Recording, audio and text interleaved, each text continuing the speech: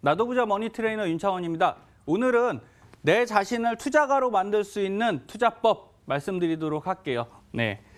자, 재테크 어떻게 하나요? 이거 굉장히 많이 물어보시거든요.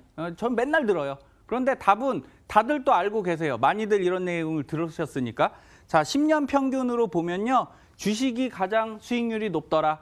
많이 들으셨죠? 저도 여러 번 말씀드렸어요. 그리고 채권도 있고요. 부동산도 있고요. 근데 이게 2012년 자료라 18년으로 보면 부동산이 예금보다 높습니다. 왜? 올라갔거든요. 아, 그럼 부동산 하면 되겠네. 네, 하시면 돼요. 그런데 문제는 뭐냐? 부동산은 돈이 많이 들죠. 그러니까 마음대로 못 하시는 거고요. 주식은 그래도 어떤 현상이 있습니까? 하기는 쉬운데 수익 내기는 어렵잖아요. 나는 왜 하면 꼭 수익이 안 나지? 그 방법 다시 한번 말씀드릴게요. 자, 10년으로 보셨을 때 주식이 274%면 굉장히 높은 수익률인데요. 30년으로 보면 2793%. 이거 굉장히 높게 납니다. 자, 여기서 제가 시사드리는 바는 자, 주식을 사셨거나 펀드를 갖고 30년 가지고 계셔 보셨어요? 네. 그러면 올라갑니다, 무조건. 네. 그런데 주식도 상장 폐지나 이런 주식이 있으시면 안 되고 우량주로 하셔야죠, 우량주. 10년 전에 있던 회사가 없어지는 경우 있잖아요. 그러니까 그게 두려우시면 어떤 걸 하는 겁니까? 인덱스 펀드나 ETF 이런 것들 하시면 되는 거예요. 자, 부동산은 지금까지 너무 좋았어요. 그런데 함부로 말씀드리기가 어려운 게 이 부분 때문에 그렇습니다. 자, 총 주택 요 숫자인데요. 우리나라의 2016년도까지 숫자가 우리나라예요. 1,700만 호 정도 됩니다. 지금 1,800만 호를 넘어가고 있는데 자, 제일 중요한 건 인구가 줄어드는 거는 아시잖아요. 그런데 더 중요한 게 있어요. 생산 가능 인구가 중요합니다. 자, 집이 있는데 60대, 70대 돈 없으신 노후 자금을 쓰셔야 되는 분들이 집을 살 수는 없잖아요. 어떤 사람들이 사냐? 30대, 40대 경제 활동을 하는 사람들이 집을 사게 돼 있어요. 그럼 그 인구를 한번 볼게요. 자, 2010년도부터 쭉쭉쭉 해서 점점점 요 파란색 곡선인데 줄어들고 있어요. 그리고 2046년도 가면요. 2,400만이었던 50세 이전의 사람들이요. 1,600만까지 떨어져서 대략 마이너스 1,600만 명 정도가 감소랍니다. 그러면 이 사람들이 집을 3명이 한 가족을 이룬다고 할 때 어떻게 되죠? 한 600만 호에서 800만 호는 집을 필요로 하지 않아요. 그러면 수요가 줄어드는데 이 집은 당연히 지금도 주택보급률 100%거든요. 그러면 살 수 있는 사람이 줄어들면 당연히 주택 가격은 좀 떨어지지 않겠느냐 이렇게 보셔야 돼요. 그러니까 함부로 부동산이 좋다 나쁘다 말씀드리는 게 아닙니다. 상황이 이러니 꼭 잘 참고하시고 앞으로 올라갈 확률은 이런 인구 구조론 때문에도 좀 어렵습니다. 이렇게 말씀드리는 거예요. 그러니 요걸 잘 운영하실 수 있는 분들은 부동산을 하시는 거고요. 그게 아니면 지금 있는 부동산을 오늘 방송 말씀드린 대로 잘 조정하셔서 빨리 현금화하셔갖고 내 은퇴를 준비하는 게 현명할 수 있습니다. 자, 과거 저희 IMF를 볼게요. 경제 위기는요, 결국 부채 때문에 온 거예요. 부채 때문에. 우리나라가 IMF를 겪을 때 요 영화 포스터예요.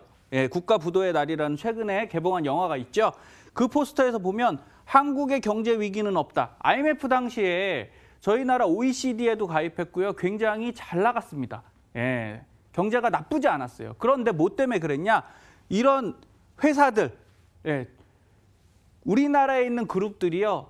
상황이 좋다 보니까 부채를 많이 땡겨서 사업을 한 거예요. 그런데 갑자기 환율이나 이런 것들에 타격이 생기는 바람에 주가 최대로 폭락했죠. 그리고 결국 외환시장에 대혼란이 와서 우리나라는 국가적으로 빚을 내게 됐어요. 그래서 그거 갚으려고 어떤 거 했습니까? 금모으기 운동했잖아요. 근데 또 이게 잘 보셔야 되는 게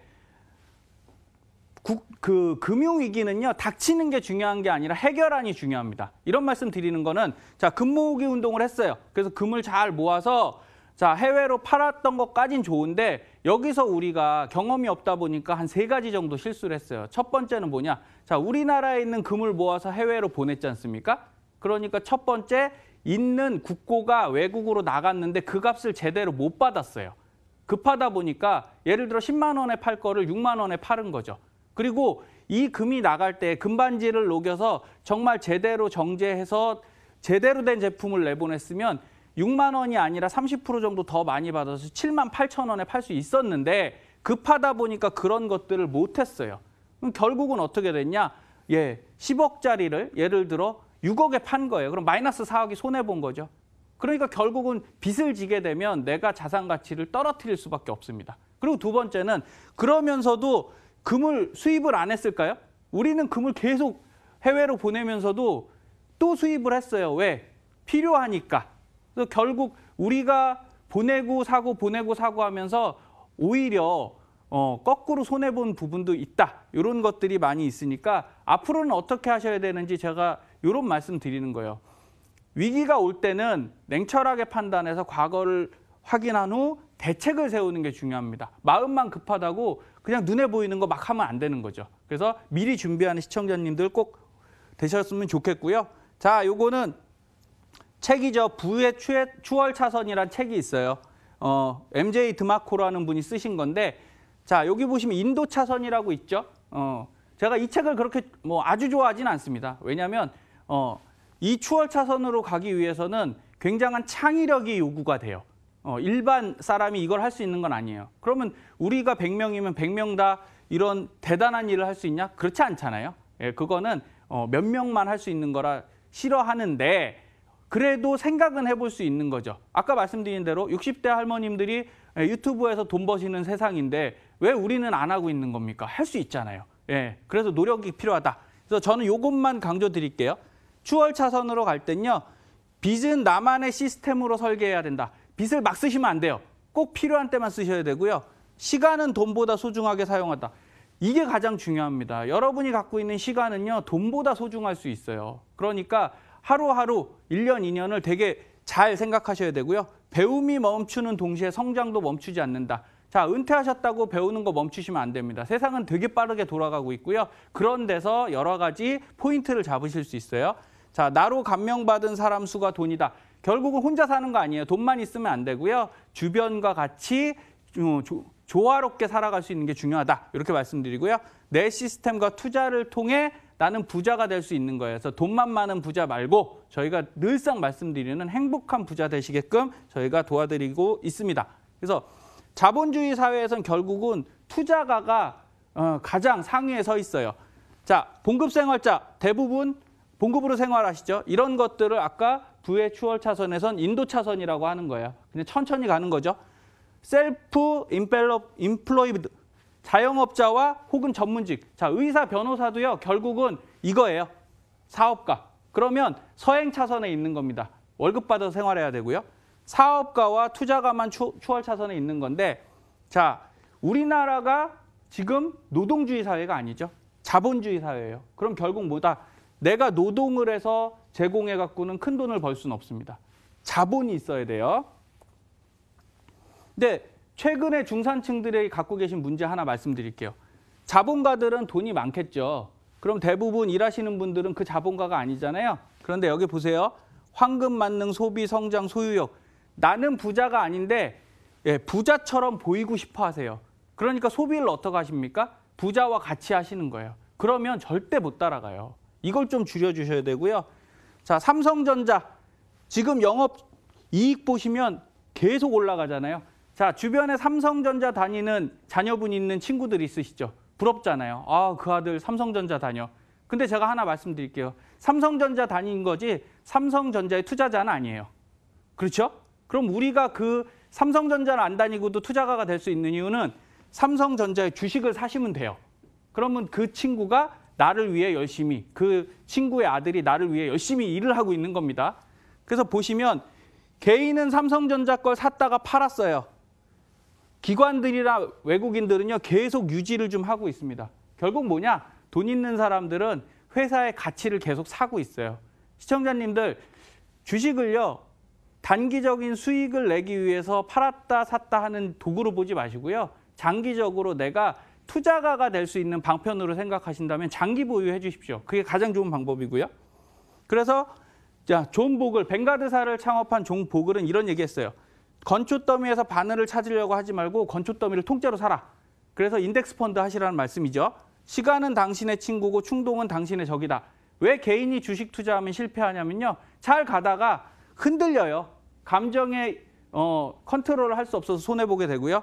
투자는 비용을 낮추는 것에서부터 시작한다. 그래서 지금부터 어떻게 하시면 되냐? 인덱스 펀드를 저희와 같이 따라오세요. 늦었다고 생각될 때 안 하면 더 큰 짐이 되니까 결국은 자 25세 때 36만 원만 모으면 되는데 50세 때는 441만 원 모아야 되잖아요. 이거 굉장히 힘듭니다. 그러면 내가 40대라고 하면 112만 원. 그나마 이때라도 시작하는 게 중요하고요. 이거 모으시기 힘드시면 수익률 높은 걸로 가셔야 돼요. 어쩔 수 없습니다. 그러니까 조금 리스크 감소하시고 인덱스 펀드로 20년 정도 투자하시면 되겠네요. 자, 저희가 실제 운영하는 변액연금인데요. 5년 딱 됐어요. 가입하고 5년 됐는데 수익률 몇 프로죠? 15.38. 그러면 환급률이 사업비 빼고 99%인데 100 안 되지 않습니까? 안 중요해요. 왜? 이 뒤부터는 계속 늘어날 거거든요. 그래서 여러분 부자가 되는 거 너무 어렵게 생각하지 마시고요. 꾸준히 목표를 가지고 시간을 소유하시면 된다. 이렇게 다시 말씀드리고 올해 신년 지나갔으니까 새로 시작하는 나도 부자 시청자님들 되셨으면 좋겠습니다. 감사합니다.